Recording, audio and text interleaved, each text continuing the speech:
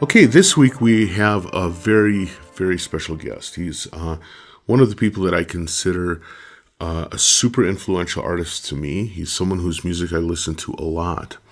He's someone that also I've gotten a lot of requests from you, the listeners, to have on the podcast. It's Robert Rich, one of the most talented super musician, audiophile type guys that I've ever run into.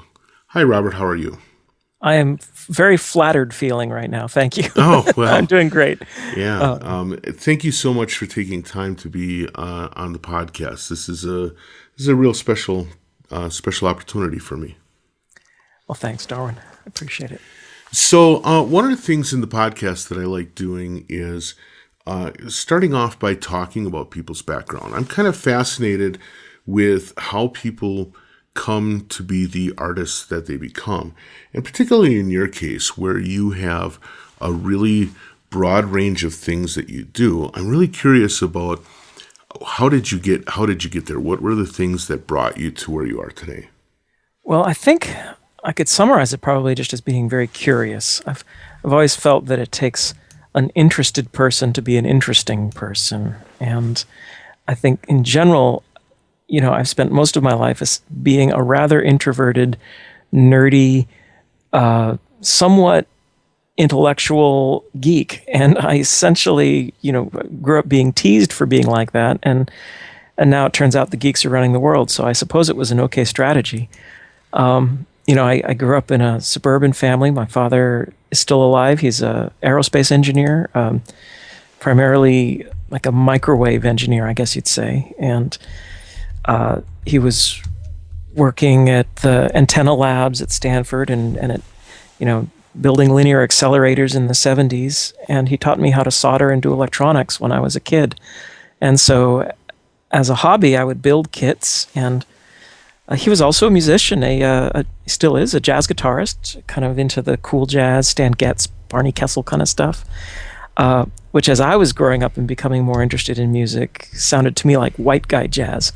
So of course, I started getting really into Sun Ra and Art Ensemble of Chicago and stuff. And really much more aggressively experimental music.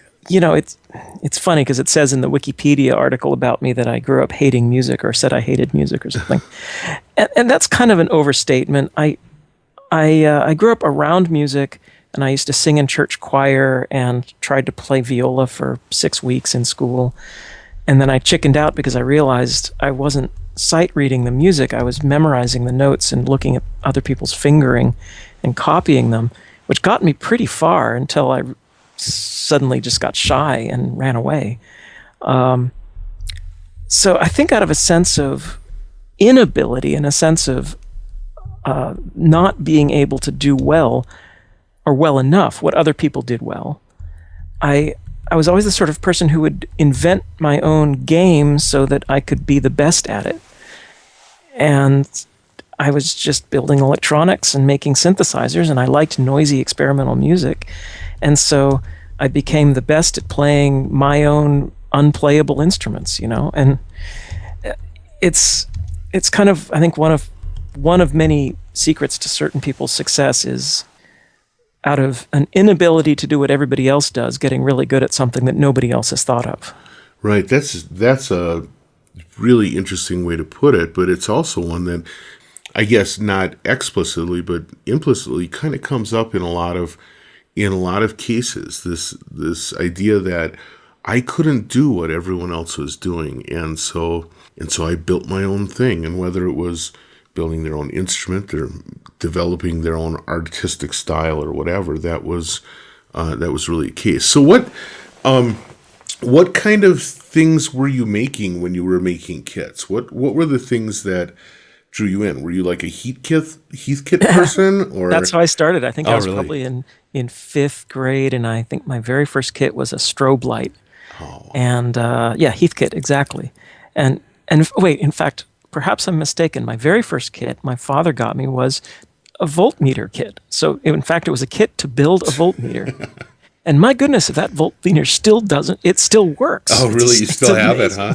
Oh, that's awesome. It's somewhere. It's somewhere in the basement. But right. Yeah, that thing worked forever. And so then I got into laser projectors pretty young, so probably about age 12 or 13. I was pretty good at scrambling for money. I had a paper route, and I did gardening, and I did babysitting, anything I could do around the neighborhood to scrounge up some cash. I even started a company putting those flyers on people's windshields. I'm sure everybody in the town I grew up just hated me.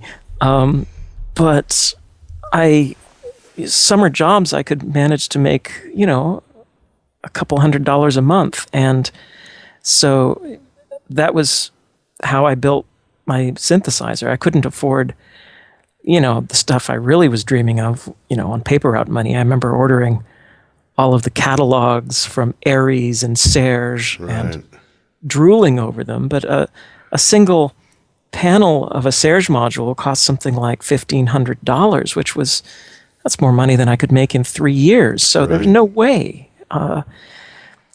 But I did manage to get myself a laser the summer before high school, and it cost me about $200, and it was a 0.5 milliwatt helium neon tube laser around 1976, I think. And I built a bunch of projectors for that. And so when I was a freshman in high school, I could do light shows for the rock band that I got friends with. Oh, man. And sort of started hanging around with musicians. I was the nerdy straight kid, kind of chubby, and hanging out with all these cool stoners who were playing Led Zeppelin and Genesis at dances in the mid-'70s, Right.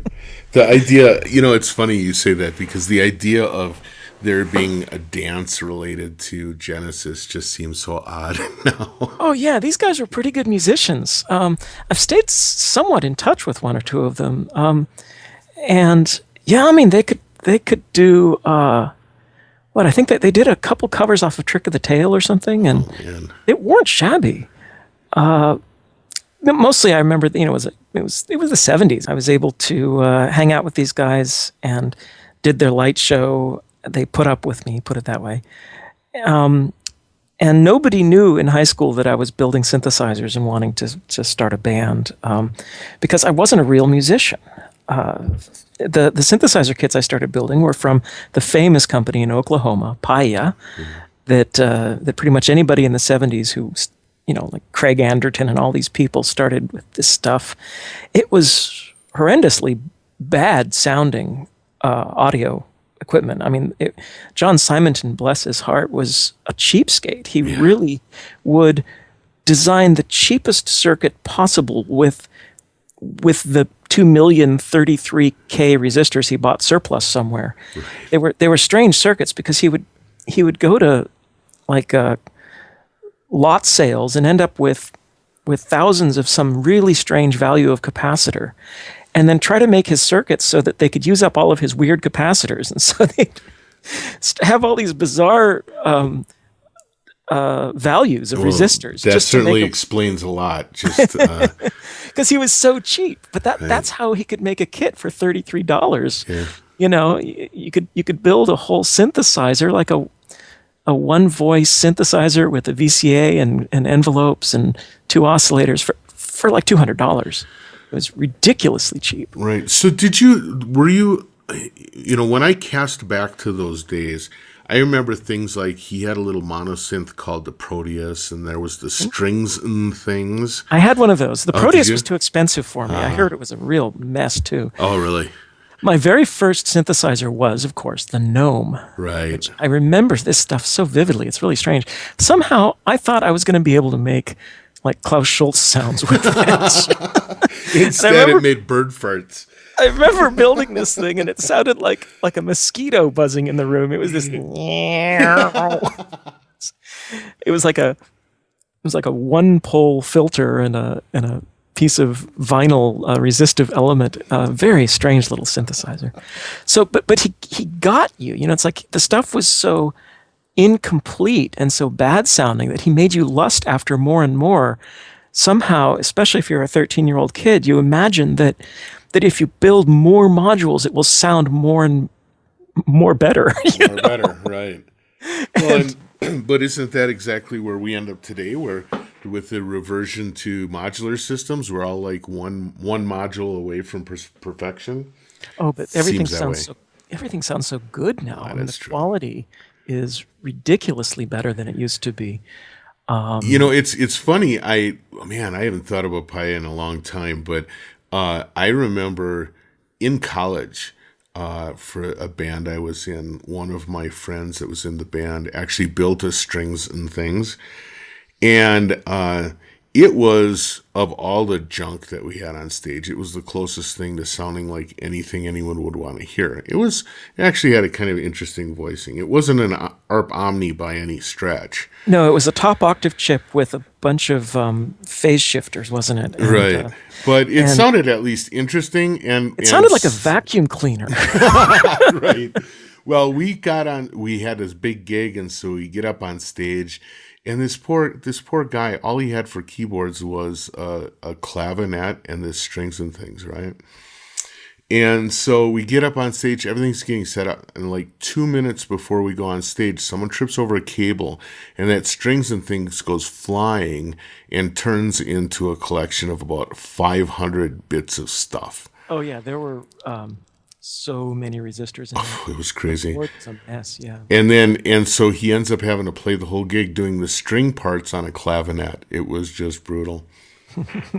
But anyway, yeah. So you kind of pieced together your first synthesizer out of kits. Now, to what extent did you take those kits and modify them, and learn about the guts, or did you kind of follow the rules and make what he said? A little bit of both. I started getting more into custom when Craig Anderton designed some Curtis chip boards for Paya, and you could get blank boards in the chip and then go find the parts. And Right. those were a huge advancement. Those Curtis chip circuits actually sounded excellent. And so I built some custom modules with those and would hide them behind the patch panels of the synth. So I'd convert some blank patch panels into sort of secret filters. And, nobody knew how to play the synth other than me because nothing was labeled. Right. I just happened to know that the third jack on the left of this patch panel was actually the input to a all-pass resonant filter or something like that. And then a funny thing is, like, if we were to skip ahead to the late 90s, I became friends with Paul Schreiber, who started Synthesis Technology, the Right. MOTM modular. And it turned out to be a really funny full history loop because he used to work for Tandy back in the 70s and had designed several kits for them. And he also designed the Tandy Radio Shack Moog that he essentially took Robert Moog's design and then tried to do cost engineering so that Radio Shack could get away with selling it for $500 or So whatever. he was involved with the MG1? Yeah, he actually designed that using Bob's circuitry, but he just did all the cost engineering to make it so that they could afford to build it. Oh, that's hilarious. I actually interviewed him for a podcast a couple of months ago. He never let loose that one. Oh yeah, and then he also designed something that was a kind of a game changer for me, and it was called the Electronic Reverb Kit that Radio Shack sold, and it was a Redicon SAD 1024 Bucket Brigade delay, and he designed the kit. He designed a lot of their kits, it turns out, and he was right out of college himself, and I was still a kid in high school, and so this analog delay kit, which cost $40. I remember it vividly. and it came with the Redicon chip, and then you had to find the other parts. Oh, I see. And that Redicon chip was usually about $20 on its own, so they essentially found a huge pile of them somewhere and found a way to get rid of them. He mentioned that there were two modifications you could do. In the manual, it said this as a little addendum, and it was his idea that you could put a switch in with a different capacitor to extend the range from a very short, like, flanger kind of thing to a full echo. And there was also a modification you could make so that it would go into full feedback. And suddenly it became an insane oscillator and an experimental music device, So I recorded a bunch of pieces using essentially that and the Paya, and it was kind of a breakthrough. Well, let's talk about how you did recordings, though, because if you were scraping resistors, resistors out of piles in order to make this little synthesizer. What did you use for a recording device? Cassette. Like a A hi-fi tabletop? cassette. Oh, It was a Hitachi cassette recorder that could handle metal, and it had a Dolby a Dolby B and C switch, I think. Oh, okay. Might have even had DBX. I remember I had a lot of cassettes. I had a later TIAC cassette deck that had DBX on it. So I did too, and and now try and find a way to get a decent sounding sound out of that. It's really kind of tough.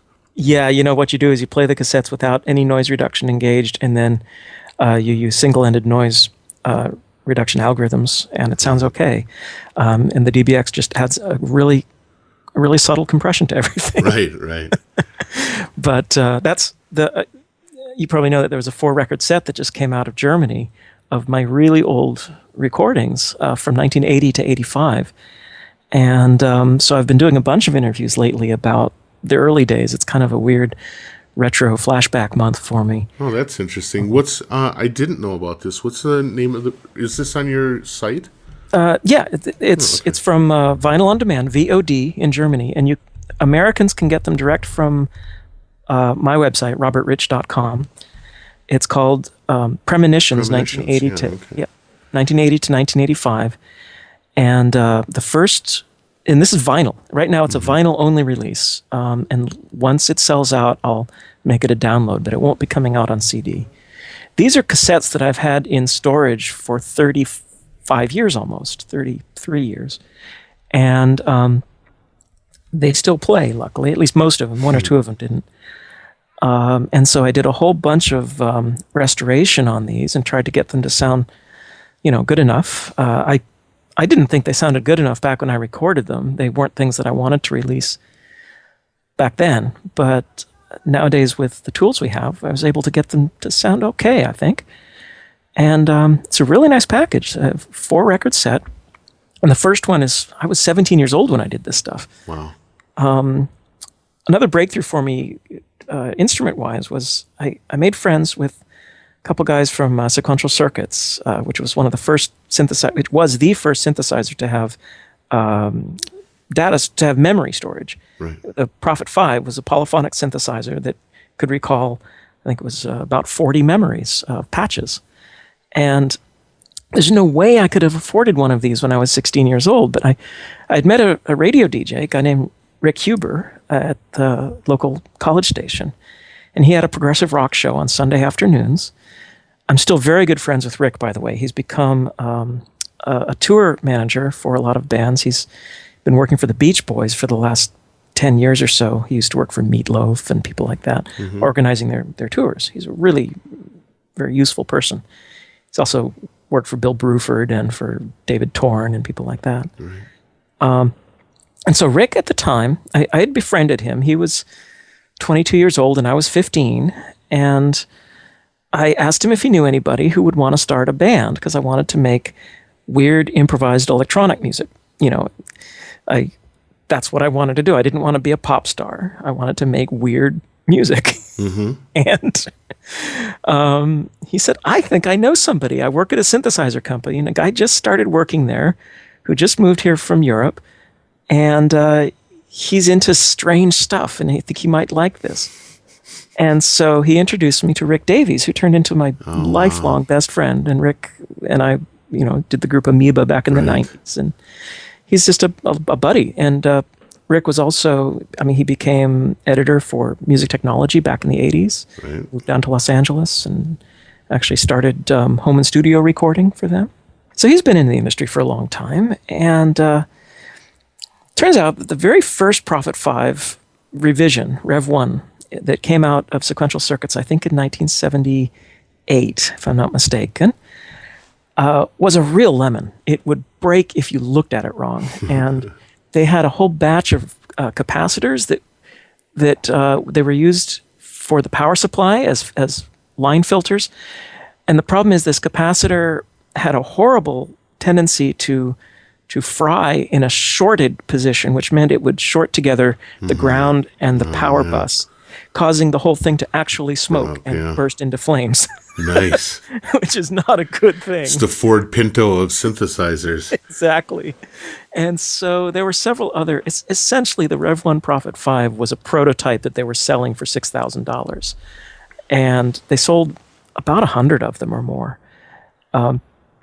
And then as soon as they could get the Rev 2 out, they essentially offered a $2,000 upgrade, or maybe it was a $1,500 upgrade to all of their clients to get a Rev 2 that actually worked. Right. And people took it, thank goodness, because otherwise they would have a bunch of broken synths. Right.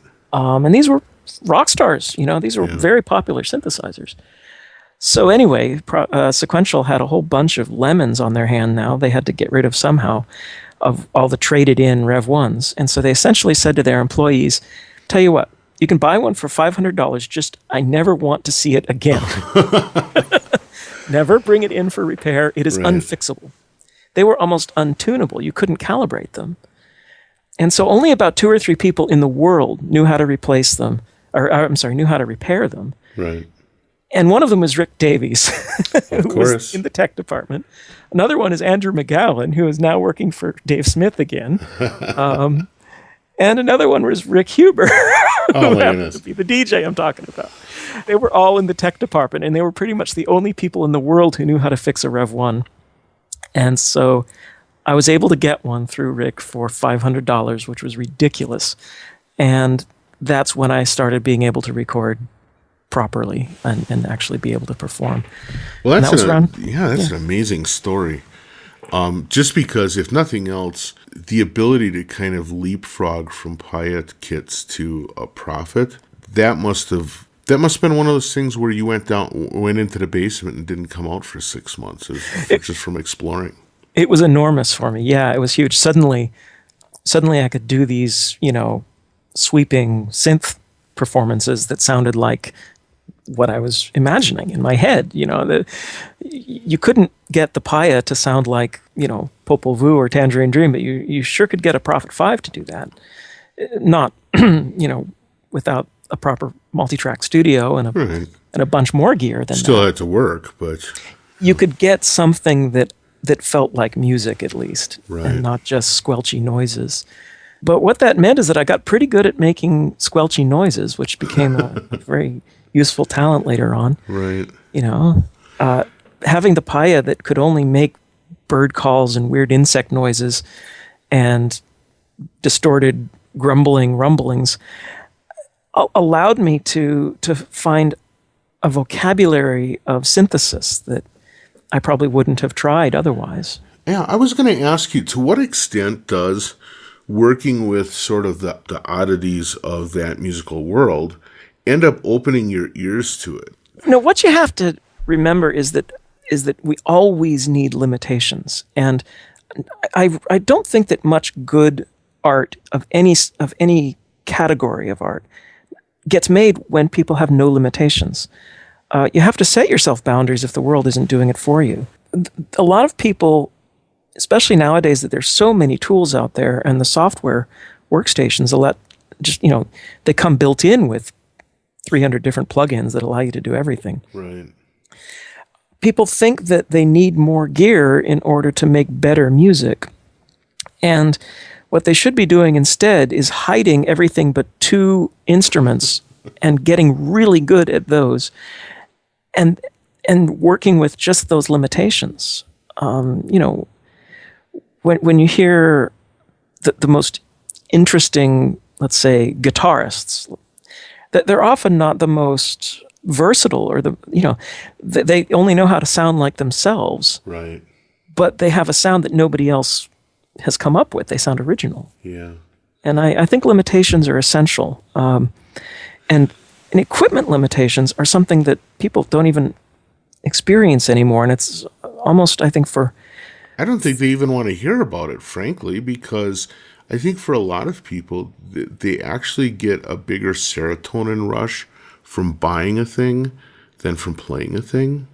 Yeah, and perhaps that's an artifact of wealth. I mean, we really do have a lot more, how to put it, technology has become so affordable that we have immense buying power for a powerful device. I mean, there's more MIPS in a smartphone than there was in a computer until 1995. Right.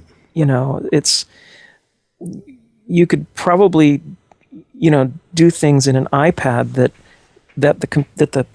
the Foonly Samson box at CCRMA couldn't do in 1985. Right. We had 256 16-bit oscillators in the Samson box at Stanford, and we could do FM really well because it was really efficient. Mm-hmm. And it could do sampling. It turned out that PCM sampling was very efficient.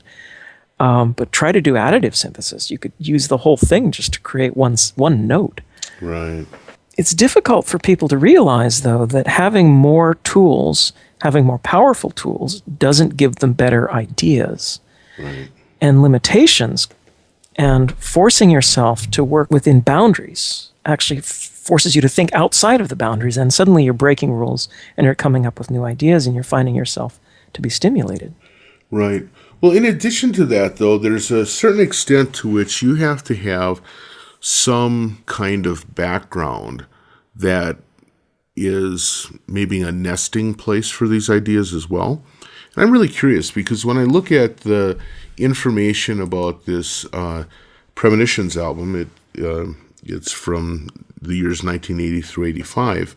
How old were you at the earliest of this? I was 17. Okay. The way it lists it here, I obviously haven't heard it yet, is that it's early ambient and experimental electronics.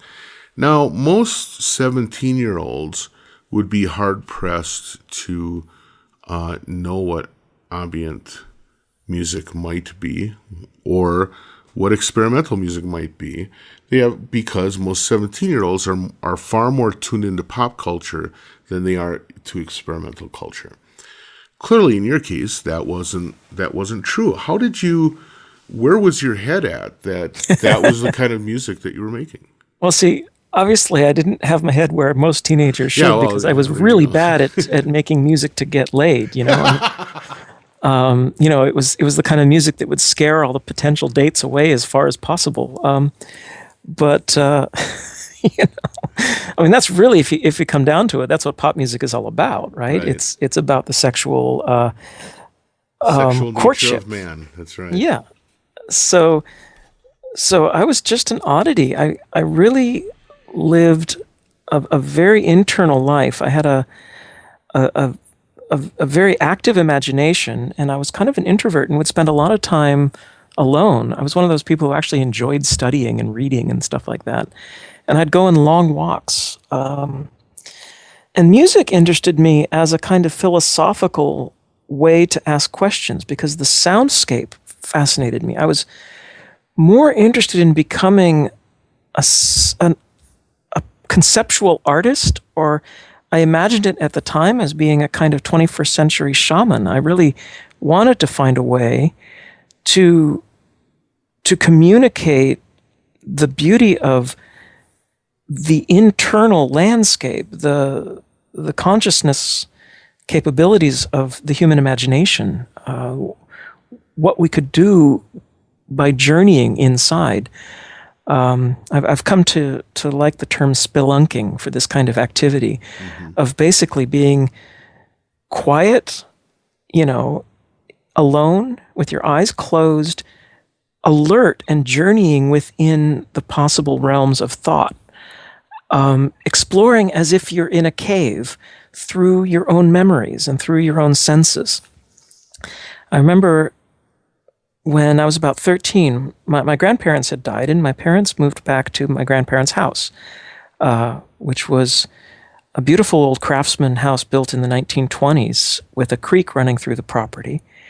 And I remember the first rainy, warm spring nights in March, listening to the frogs out in the creek and the rain dripping from the leaves. I had a bedroom with windows that opened in the corner of the room, and I had the bed right in those windows so that I could open both sides of the windows, and it felt like I was in a tree house with my head outside in the leaf canopy almost, hearing the rain dripping.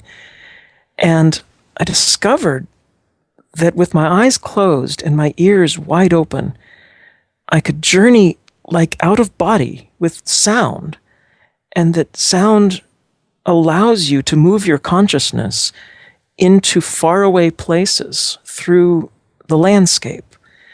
I would journey into the landscape physically, psychologically with sound. And I remember the frogs teaching me polyrhythms, the way they would, when they would be sparse, you'd hear this ba-dup, ba-dup, ba-dup, ba-dup, dup, ba-dup, ba-dup, ba-dup, up, ba-dup, ba-dup, ba-dup.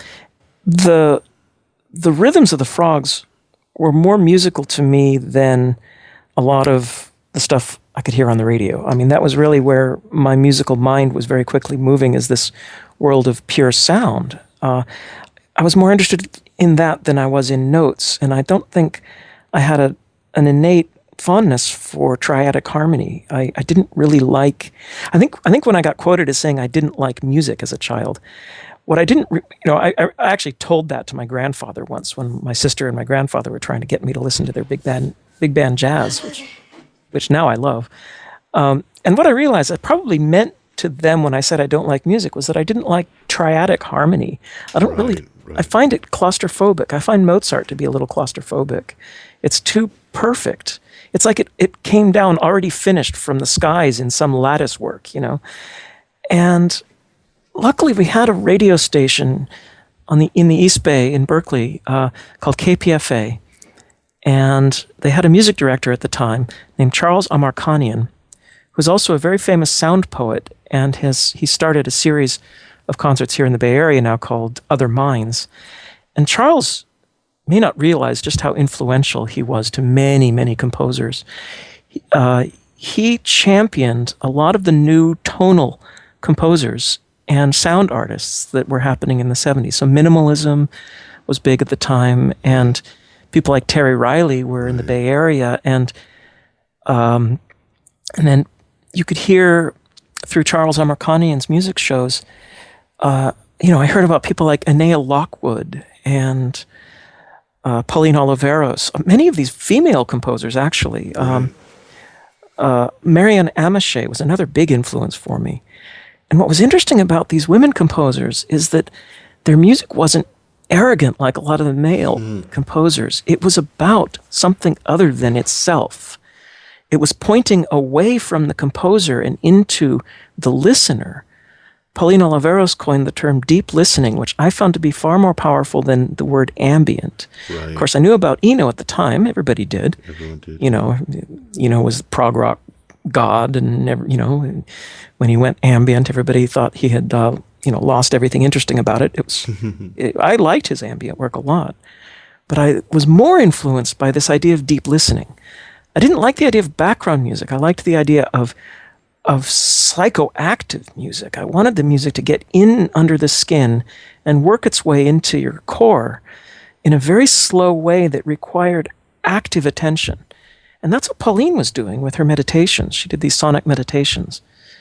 The composition would be a sentence on a piece of paper, and it would say something like breathe in deeply, exhale and make a sound. Mm-hmm. Repeat. And that was the composition. Right. And her work was a little new agey, but in a very experimental, very scary kind of almost threatening way that I loved.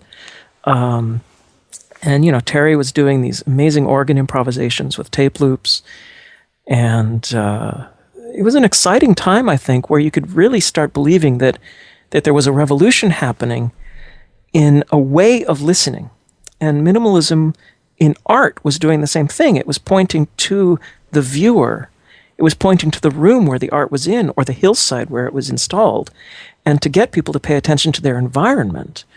People like James Turrell, or even Chris Burden, who was doing the performance art, that was very scary stuff with batteries in salt water, allowing people to tip a bucket over to electrocute the artist and things like this. I found it very powerful because it got you to ask moral questions and engage yourself actively with the art. So that's why I like deep listening as a concept. It was almost an instruction to the listener, not so much a description of the sound itself. Right. Well, I think, well, first of all, I'll say this. I wish my 17-year-old self could have met your 17-year-old self, because I remember going through a lot of those same kind of feelings and feeling completely alienated from the rest of humanity. And Well, most 17-year-olds are somewhat alienated I guess. from the rest of humanity, aren't they? But I also think that you actually found yourself by being in the Bay Area, you actually put yourself in the position to be least trampled upon by humanity. I didn't become angry and start killing people. Right. Or Yeah. or just take a job as a janitor and learn to use heroin, you know? I think making art is one of the best medicines that people can possibly have, and that creativity is an essential and a forgotten need among adolescents. And I think that the public school systems, for running out of budget and for trying to prioritize, reading, writing, arithmetic kind of studies, they could be just creating psychotic people with no outlet for their own human urges for creativity and for beauty.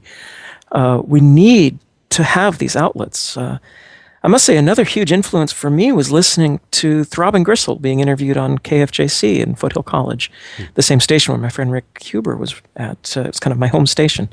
I just played there live, actually, just 2 weeks ago. Oh, wow. And it was also where I first performed live when I was 17 in 1980 with with Rick Davies.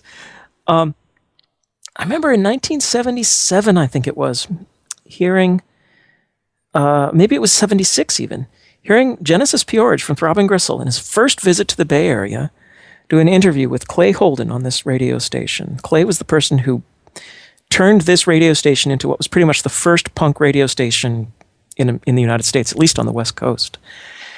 And Throbbing Gristle came here with the intention of, well, they had a friend, Monty Kazaza, here in the Bay Area, and they felt that San Francisco had the kind of strange underground art potential that would understand what they were doing. Right. And what I got from them was this idea that you didn't need permission. You can do whatever you want artistically and define it in your own ways and just put it out there. They were completely independent. They started their own record label. They defined their own terms. They played by their own rules. They invented the rules. And, Monty Kazaza actually coined the term industrial music. Mm-hmm.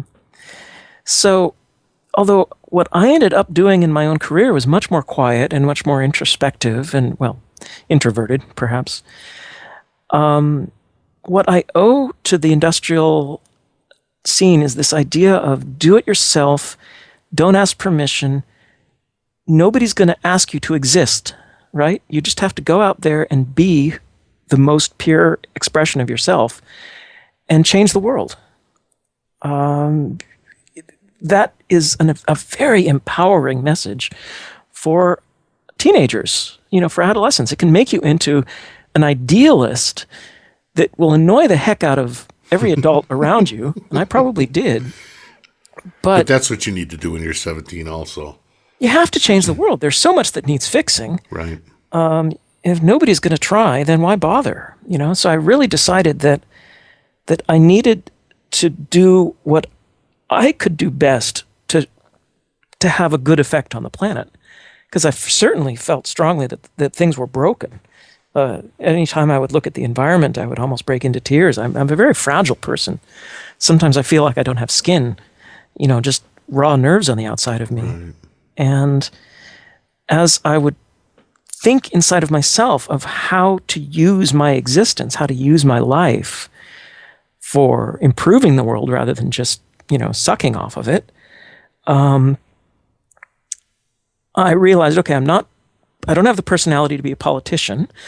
I don't really care enough about money to be good at business. I'm not a very good religious fervor kind of person. What I do well is create experiences. I realized pretty young that I was deep inside of a personality of a shaman. I was a journeyer. My skill was to be able to create worlds inside of my mind. And what I was doing before I realized that I had to create art, I was painting my own version of, the Sistine Chapel on the inside of an eggshell in a hermetically sealed place. And the process of creating art is the process of breaking open your perfectly hermetically sealed world of beauty and allowing it to be poisoned by everything that's out there. It is a toxic experience, and it's quite literally, you have to break it. You have to sunder it and compromise all of its purity in order for anybody to be able to experience something like what you're experiencing. Okay, you're just blowing my head off, because one of the things that I talk to a lot of people about, because I'm curious, I talk to a lot of people about how you work yourself up to allowing your artistic work to be released to the world. And I like to ask people questions about this because I personally have a real difficult time with it. And I think you have kind of identified one of the points that makes it so difficult for me, and I think for a lot of people, which is the sense that as long as a thing is in your head, it has a beauty and it has a personage that you can hold and nurture and love, and releasing it as an artistic work means having to, stop nurturing, let it go, and then watch it potentially and often break on the rocks. And there's two things that I could add to that, and I think that what you've said is very true. And there's a certain personality of perfectionist, often super talented person. I've known people who were so much better than I am in music, and they never could finish any idea. They never got anything out. And there's two things I can speak to about that. One is the difficult shift in consciousness from the creation process to putting yourself in an imaginary person's shoes and listening to your work as if it's not yours, becoming the audience. And it involves a strange shift of consciousness. If you can't give yourself that neutral view of your own idea, then you'll have trouble ever making something that works for the public the way you imagine it should work. So there's a critical process where people will eat themselves alive by hating their work, and that's different. Instead of tearing yourself down when you step outside of your work and going, this sucks, it's not perfect, it's not what's in my head, what you have to say is, I am now the listener. What do I need this to do now? Right. And that's a very different process because it's a creative process. It's not a destructive process.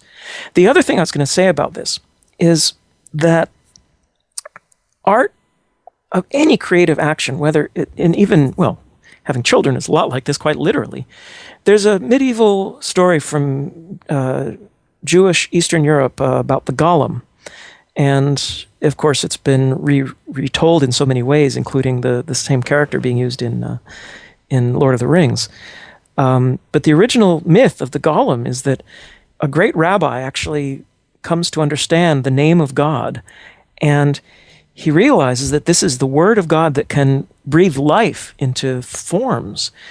And so in an act of hubris, he makes a little boy out of clay, and he breathes the word of God into this little boy, and it gets up and it runs off and wreaks havoc throughout the town and becomes a nightmare. It's because it is soulless. It has life but no mind. So, in an act of contrition, the rabbi has to get down on his knees and pray to God and say, oh, I'm sorry I did this thing in an act of arrogance. Please, solve this problem. And I believe, if I'm not mistaken, that the ending of it is God pretty much has to say, "No, sorry, you have to deal with it." Well, You know, you created this no as an happy act of endings. man. Yeah, this is, and it's a metaphor, Right. for the creative act, because actually every work of art is a golem. We let it out there, and it can do, it can wreak havoc. You can't exactly control your work once it leaves your hands, once it's out in public. And and so you have to inject the most pure intention possible into this act of creation. For lack of a better word, I would say for karmic reasons. I'm known for making some pretty heavy music sometimes. I did the album Stalker with Lustmord, and Troubled Resting Place and Below Zero are pretty heavy.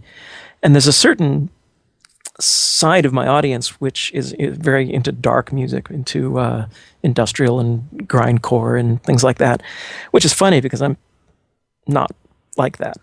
You're not that guy, right? I'm this nerdy, scientist type, I guess. But the interesting thing is, I'm very aware of the energy that music can create, and I'm very cautious about the intention in my heavy music. None of it is about darkness. It's about awe to me. It's about wonder and things that are much bigger than me. And I think that conveys. I think that that's in there. I absolutely agree. It's interesting you mentioned Trouble Resting Place, because that was the first album of yours that I got. You happened to be coming through Milwaukee at one point. You were touring with Satori, I think. You were at a little shop, and I stopped in and said hi, and you were very nice, and you pointed me towards that as being your newest album, and I got it, and I loved it. I had bought that and Propagation, and I just really loved them and I loved them for a couple of reasons. One of them because the soundscape was just wonderful, and the recording was wonderful, and so kind of on that. It was technically good enough that I didn't have to think about the technology, which that is hidden, yeah. Well, but that's something that you don't often get to say, because sometimes people who you self-describe as a nerdy guy, but I would say that there's something a lot deeper than that, because most of the nerdy guys are get into this idea of showing you every bit of technology so that you're in awe of the technology. Oh yeah, I like seamlessness. I succeed if you have no idea what instruments you're listening to. Right, and that was certainly the case. But the other thing that really struck me, because I had always been interested in electronic music, but one of the things that happened as things moved from kind of I would say the mid-70s sort of electronic experimentalism into what became New Age, there was this sense that if you were going to have instrumental electronic music, that it was going to have this overt spiritualism, often where the person whom you were listening to found themselves, or you would find them describing themselves as a guru of some sort. Ugh, it always made me want to puke. Yeah, me too.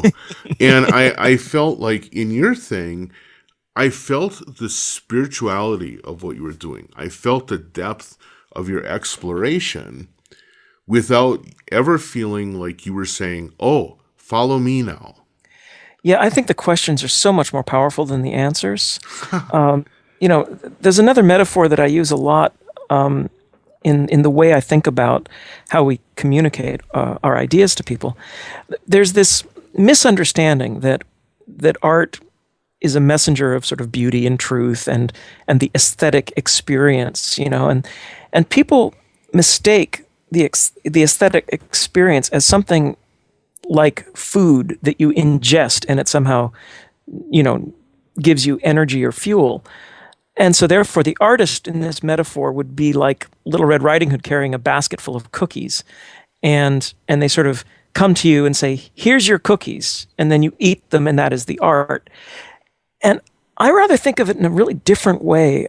And this is more coming from postmodernist minimalism and experiential art.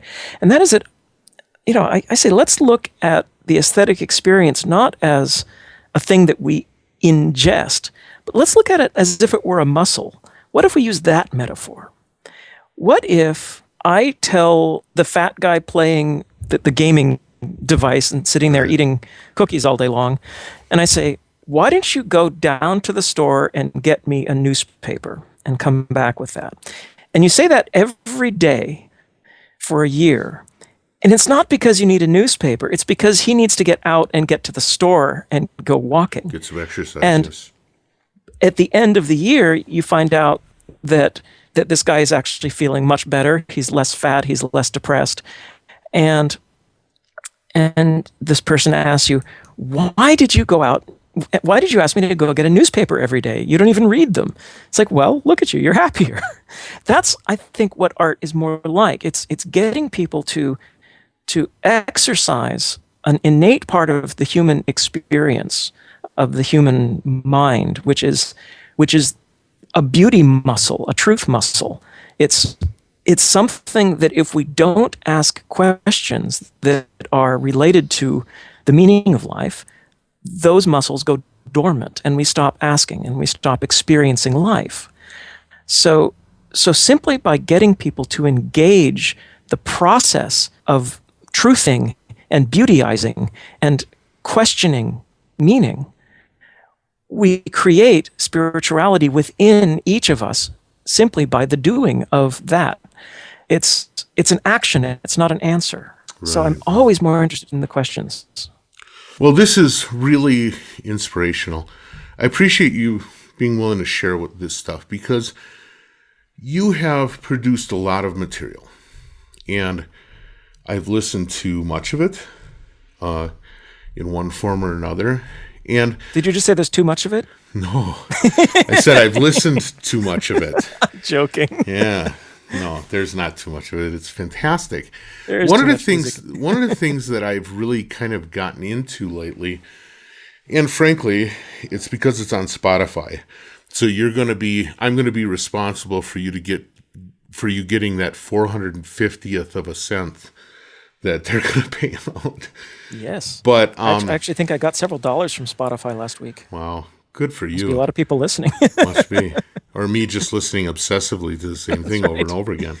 Yeah. But they have a number of your live archives on there. Mm-hmm. And I think I really love that work because, first of all, it tends to speak to me because most of my work is not recorded. It's live performance. Mm-hmm. And some of it for me is because, as we were just talking, I'm not super comfortable with the release process. But if I'm doing a live performance, I'm sharing something with people. And that sharing becomes the thing that I love, maybe more than the music. The music is just sort of a mechanism by which I get to experience the sharing, right? Mm-hmm. I find your live work just really entrancing. In a lot of cases, it's simpler than some of your recorded material, but sometimes it also has, to me, it has a real depth. And I wonder, how do you approach live performance that opens the door for that? Well, thanks for the nice words. I try to make it as live as I can, which is a struggle with electronic music, as you know. Right. Many of the sounds that I create are not made by playing anything. They're made by mangling some recording I've done. I'll start with a microphone. It'll go into the computer, and it'll end up getting, mulched. Right. And so, how do you play that live? Well, certain tricks, I use looping, delays, and I'll use feedback, putting things into each other until they build up big walls of sound and stuff like that. But and you did mention that the live performances are usually simpler. The best ones are, for me, completely improvised, where I'm completely jettisoning all rhythm even, and just allowing the texture to flow like like lava down a hillside, Right. and so a lot of it is really ignoring the ideas of perfection, but trying to be as musical and listening as possible, and trying to be as much in the moment, both not focusing on making sound, but focusing on listening while I make sound, and steering energy as much as possible in the form of sound, but it becomes something other than sound. Really, what I'm trying to do is to shape air. It's vibration at this point. It's energy, and if I can make a sort of plasma that's somehow floating in the room that you could almost touch, then I think I've somehow succeeded with my goal. But the best moments are when I'm not really there anymore. It's just there's something happening. I think probably my best example came out on the album Calling Down the Sky. It was an improv in Denver, actually, a house concert in 2003. And that was one of those things where somehow, there's these times when the music just makes you, the music makes me, and it's amazing when that happens. Another thing I could say about the concert thing, you should be very proud of yourself for getting out and playing live. That is a rare thing for electronic music, and it is needed to be more. More people need to do that. Right now, everybody can make an album in their bedroom. It's easy. There's no need to just release albums every week, because we certainly could make an album every week. Right. There's a lot fewer people going out and performing to other people. What I like about actual performance is that it is an anti-virtualization, if that makes sense. It is an action with people in a community, in a room, physically, bodies breathing the same air. That is something that we are losing as a culture. And I'm afraid that if people become completely virtualized, they just move more and more into their head. They lose a sense of what this planet is that we're on, and the very fragile nature of the nurturing that the planet does for us. A lot of what my obsessions have been about in the last, well, actually my whole career probably, but more consciously the last 20 years has been trying to create an antidote to the virtual, which is ironic because music is a non-physical art form. It's, there's no there. Right. But performance is physical, and performance is an amazing enactment of the shamanic potential within the musical language. And if we're trying to create a language of music that is dealing with energy and dealing with internal experience, then tapping into that historical role that music played as a community storytelling and as a community trance ritual, as it is still used in some cultures, as in Indonesian gamelan or as in West African drumming. These are perhaps non-21st century cultures in some ways, but we have a lot that we're losing as we move more and more into a completely abstracted society of information. Well, yeah. I guess, again, I hadn't really thought of live performance as a devirtualization, but it certainly makes sense, even though even the process of putting together a performance has a certain virtual nature to it, in that people find out that I'm playing because I'll post something up on Facebook or something, and so it's almost like leveraging the virtual in order to make the non-virtual happen. Yeah. Well, what's fun is to take something like Facebook or like some social network, and then to break through the tissue paper of it and actually start having real friendships. And when you have real friends on there, then they're people that you actually know. But of course, this could be scary saying this to a parent with teenagers. Some people who probably are just creeps, and you really don't want your teenage daughter to ever go and meet in person. But as adults, we can hopefully learn who's scary and who isn't, and become actual community. I think that there is a role that that this outreach of like-minded people, can link up together and Right. actually become a true community. And so we can de-virtualize those things as well. Yeah, well, and also, I think one of the things that a primarily virtual life. Boy, I wanted to somehow say primarily virtuous, and that's not at all what I'm about to say. I would never pretend to be virtuous. Right. But a primarily virtual life kind of does is it breaks down civility in so many different ways. And not just in the, I can say mean things to people, although that's pretty prevalent.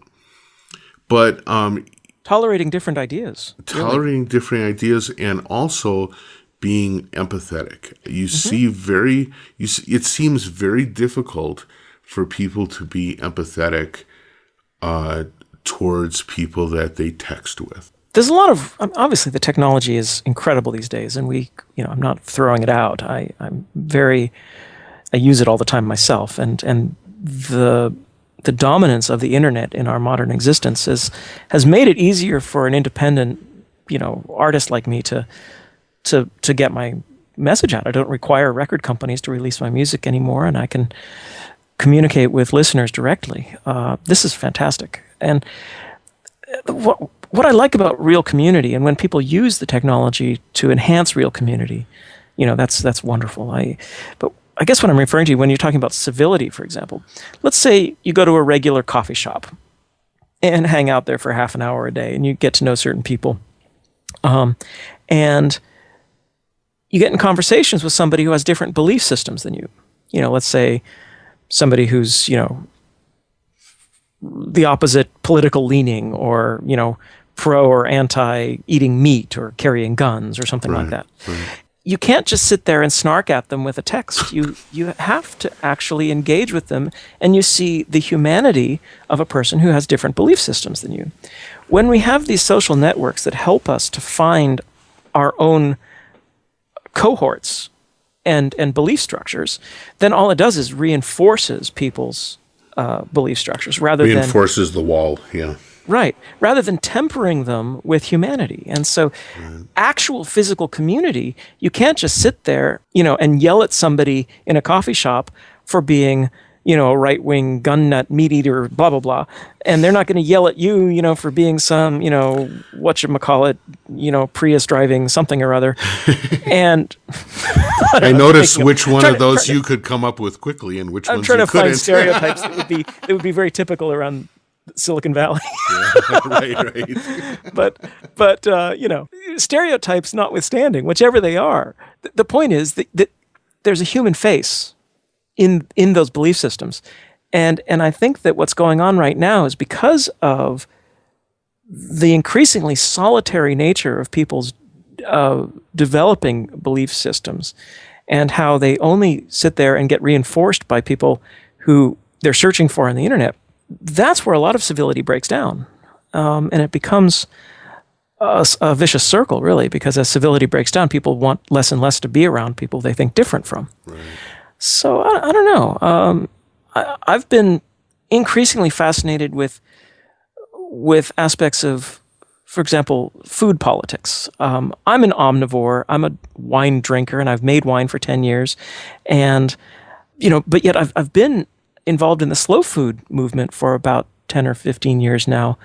And what I really like about this approach of using something that everyone has to do, which is eat, as a means of communicating community and healthy behaviors, I find it really interesting.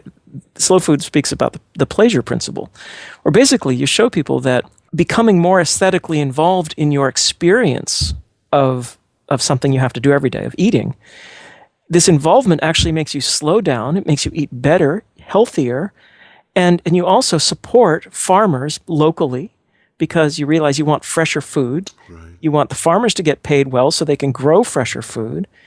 And what happens is a very sneaky little way of breaking down some of the corporate mega food monsters, Right, the the Monsantos of the stranglehold world. they have, yeah.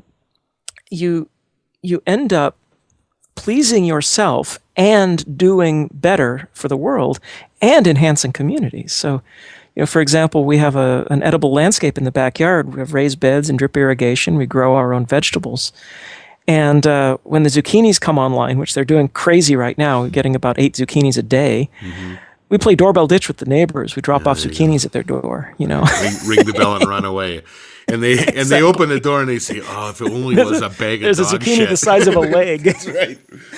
But, this kind of thing is what I mean about community and freshness. And there's a joy in it. What we're doing is spreading a kind of, a non-virtuality again. It's a real visceral existing aspect.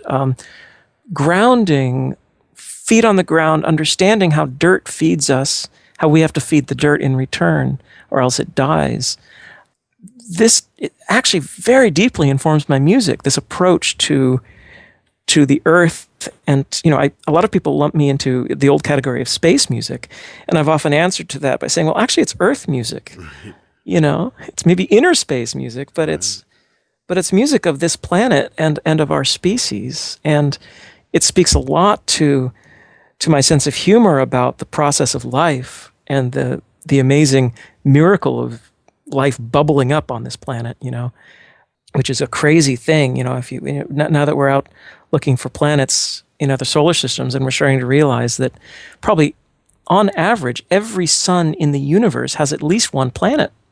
That's insane. I mean, regarding what we thought about the lonely position of life just 15, 20 years ago, now we can really imagine that there could be 1 million planets within our part of the galaxy where there's something growing, perhaps just some slime mold or some weird little green, purple bacterium thing, But the non-unique status of us on this planet, I think is going to be one of the deepest long-term changes that we're experiencing right now in this century, changing the place that we are Where we in fit the universe. Yeah. So, I have used up an awful lot of your time, and I really appreciate this.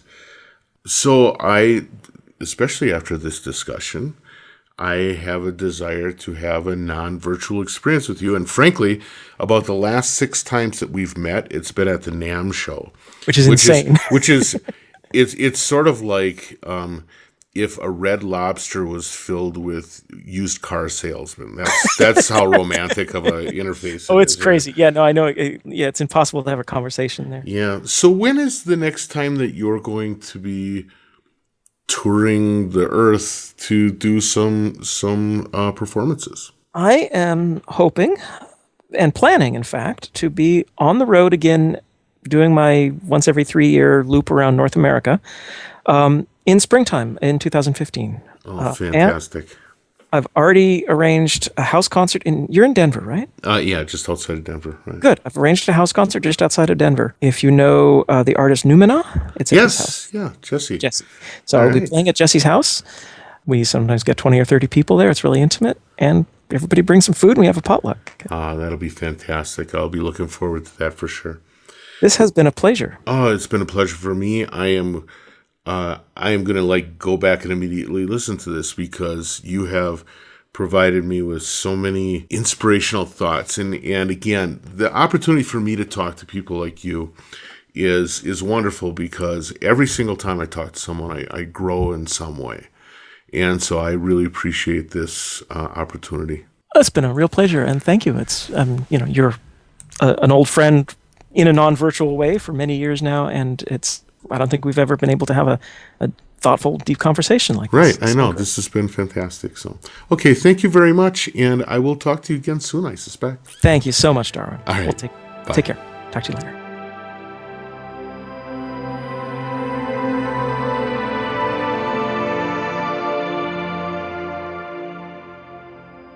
Okay, I'm out here in Santa Fe looking to get ready to do my performance this evening.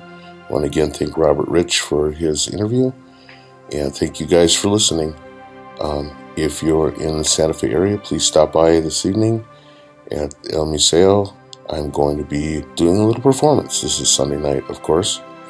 And otherwise, I have to get cutting, so I'll see you next week.